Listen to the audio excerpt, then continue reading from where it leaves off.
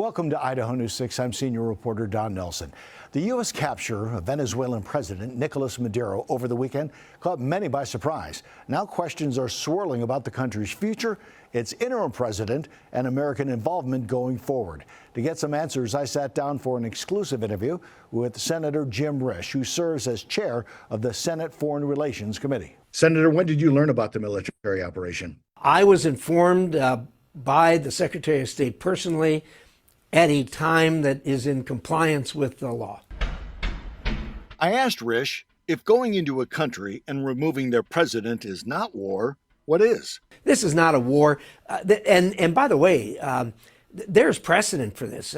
George H.W. Bush did this with Noriega when he was president of Panama, did the exact same thing. In November, President Trump issued a pardon to the former Honduran president after a jury convicted him of conspiring to import cocaine to the U.S.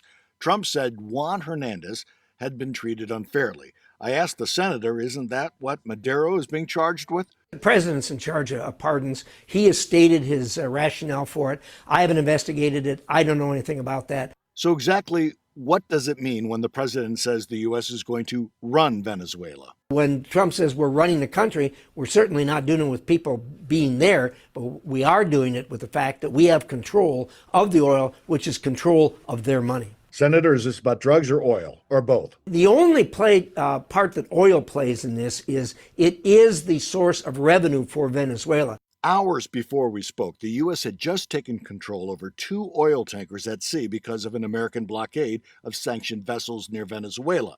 One of those ships was flying under the Russian flag in the North Atlantic. First of all, they were flying a false flag. Secondly, the crew went over the side and painted a Russian flag on the ship.